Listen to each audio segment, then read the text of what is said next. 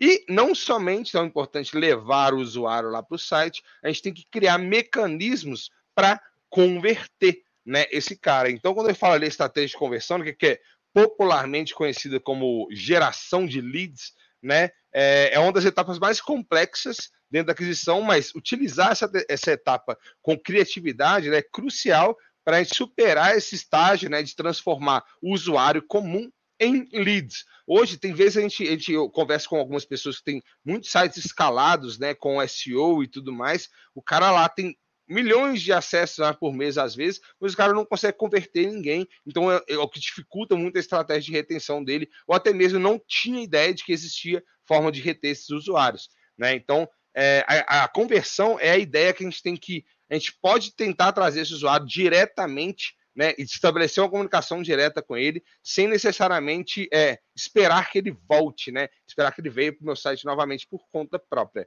ou incentivar através de um tráfego pago. Então, eu coloquei as principais ferramentas aqui de conversão, né? Tem muita gente que utiliza landing page, então o cara coloca lá, por exemplo, eu tenho um e-book aqui gratuito para você, e só você deixar seu nome e seu e-mail aqui, que você pode baixar esse e-book, desculpa. Eu tenho uma newsletter box, então eu coloco uma caixinha de newsletter aqui, olha, você quer ficar atento sobre os nossos conteúdos? Deixa aqui seu e-mail, né? Então, isso é uma forma da gente converter o usuário. A gente tem formulários, então o cara pode preencher algum formuláriozinho com algumas perguntas ali, né? E quiz também é a mesma coisa. Você pode fazer algumas perguntas para o usuário ali, e no final da resposta dele, você vai lá e pega o nome e e-mail dele, né? Então, hoje é muito comum a gente ver quiz, né, para poder converter. Então, você faz algumas perguntas para o usuário, normalmente perguntas que vão levar a uma resposta para ele, né? E a resposta, para ele saber qual é a resposta, o cara deixa o nome e o e-mail dele, por exemplo, né? A gente tem calculadoras, pode criar calculadoras ali, por exemplo, o usuário ele quer entrar e fazer uma calculadora, por exemplo, de qual que é o salário líquido dele, ou se não, quais são os descontos do salário dele. Então, você vai lá, cria uma calculadora e fala assim, quer ver o resultado? Deixe seu nome e seu e-mail, por exemplo. Isso é uma boa, excelente ferramenta de conversão. E a gente também tem search box, né? Imagina ali ter, sei lá, um chat GPT ou qualquer coisa nesse sentido, que o cara faz uma pergunta ou pergunta alguma coisa numa search box ali, e você fala assim, para obter o resultado, deixa aqui o seu nome e seu e-mail. Então tem diversas ferramentas que a gente pode utilizar para criar esse processo de conversão do usuário e finalmente liderar essa estratégia para conversar com a estratégia de retenção. Basicamente, eu fosse resumir o que é a retenção, né? É o processo de criar acessos recorrentes de um usuário, né? Fazendo com que ele retorne ao seu site mais vezes, né? E otimize essa monetização, né, com ele por mais tempo. Então, que a gente chama isso de lifetime value. Então, qual que é a ideia da retenção?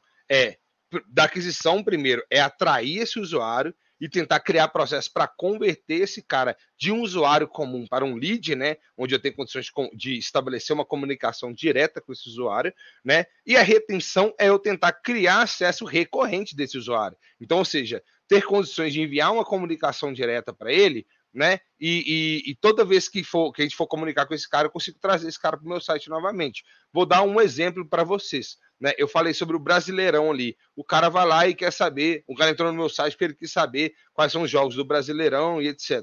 Eu posso criar, talvez, uma lista de e-mails, né, para sempre atualizar o cara quando tem jogos de Brasileirão, entendeu? Eu falo quando são os jogos, as principais informações do jogo, né, qual é o local que é, horário, etc. E dou um breve resumo ali dos dois times que estão jogando, por exemplo, ou da atual situação deles na tabela. E toda semana, por exemplo, eu posso criar e disparar o e-mail assim para falar sobre esses jogos da semana. Aí eu falo assim, olha, pessoal, aqui tá o resumo dos jogos da semana. Então, aí eu vou lá, mando pro e-mail desse cara, ele vai ver isso lá no e-mail dele e fala assim, opa, que legal. Vou lá e clico, né, para poder ver e acessar o resumo dos jogos da semana do Brasileirão, por exemplo. Tá bom? Então, eu falei também sobre a retenção, uma estratégia que ela é comum para quem investe em tráfego pago, né? Isso cria um processo de mitigação dos riscos, né?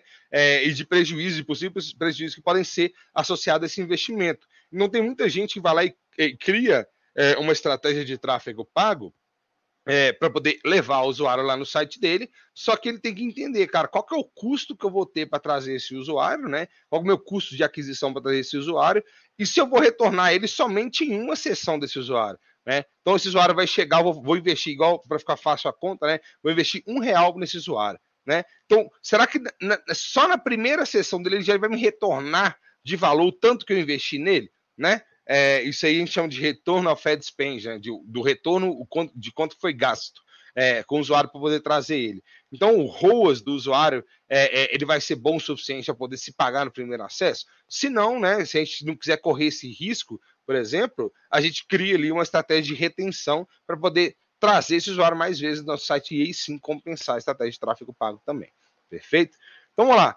Quais são as principais estratégias de retenção? Tá? Eu separei aqui, mais uma vez, algumas que eu vejo que tem mais volume de utilização, né? Mas a gente tem outras estratégias também que pode ser utilizada. Tá?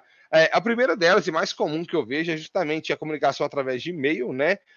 Para tentar fazer esse usuário retornar ao site e continuar uma jornada ou começar uma nova jornada. Então, igual eu falei sobre o Brasileirão ali, né? De enviar e-mails, né, do Brasileirão, ou posso tentar, por exemplo, eu tenho um site, né, que fala sobre futebol, tentar entender qual que é o time desse cara. Eu vou lá e faço um quiz, né, para entender qual é o time dele, eu faço uma pergunta para ele, me fala, dentro dos times Brasileirão, qual é o seu time preferido? E aí eu posso enviar sempre comunicação daquele time, né, para aquele usuário específico, ele poder retornar e sempre ler as notícias relacionadas ao time dele, por exemplo.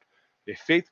Eu posso usar o push notification, também é muito amplamente utilizado dentro dos publishers, né? Que a gente envia notificação em formato de push, né? Ou para dispositivo móvel ou até mesmo desktop para gerar uma nova sessão, tá?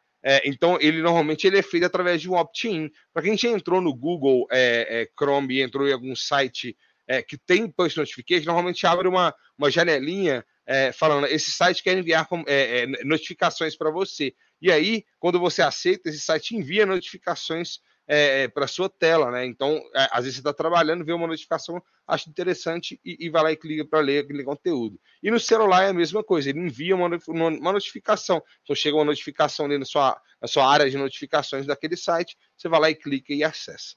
Perfeito? Terceira estratégia, que é comumente utilizada também, é a estratégia de WhatsApp ou de SMS, né? Fazer comunicação através desse meio para poder engajar o usuário diretamente em dispositivo móvel. Então, sei lá, imagina eu estou lá voltando do trabalho na quarta-feira, né? Normalmente é o dia do Brasileirão. Hoje eu peguei o Brasileirão como exemplo aqui, né? E eu tô voltando do trabalho, né? Tô mexendo no meu celular no ônibus e tudo mais, e aí eu recebo ali um WhatsApp, né, através de um grupo ou até um SMS falando, olha, confira os principais destaques do jogo do seu time que vai acontecer em tanto tempo. O cara vai lá, clica, entra no seu site, você mostra ali a escalação, você mostra ali quem que vai ser o árbitro que vai pitar. Então, ou seja, tem formas diferentes de você poder engajar com esses usuários, perfeito? E por fim, existe a criação de chatbots, né? Dentro do seu site, você pode criar chatbots, ou até mesmo tem condições de criar chatbots no Facebook, né? Tem muita gente que utiliza o ManyChat aí, que é onde você cria esse robô de chat que o usuário vai interagir com ele com algumas respostas programadas. Então, às vezes, tem um chatbot no Facebook lá, né? Como se fosse a sua página no Facebook, e o cara perguntando: você pode me informar quais são os melhores os times que tem, sei lá, os jogadores mais caros do Brasileirão. E aí você tem um post que fala sobre esse assunto e você consegue levar esse cara para esse post. Ou você pode falar assim, me dê as últimas notícias do Cruzeiro, que é o time de futebol aqui de Belo Horizonte. Coitado, vai Série B de novo. Aí vai lá, entra e você, as próprias coisas, as notícias do Cruzeiro. E assim vai, perfeito? Então, mais uma vez, todas essas estratégias elas podem e devem ser utilizadas concomitantemente. O que isso quer dizer? Eu posso utilizar todas essas estratégias, né, de retenção juntas. Eu posso usar e-mail, eu posso usar push notification, WhatsApp, chatbot, eu posso usar todas elas juntas dentro do meu negócio. Algumas delas vão ter custos, né? Tipo assim, relacionados a envio, igual, por exemplo, e-mail e SMS, vão ter custos relacionados a isso, né? Ao envio e disparo dessas comunicações, mas um custo relativamente baixo ao retorno que elas te proporcionam.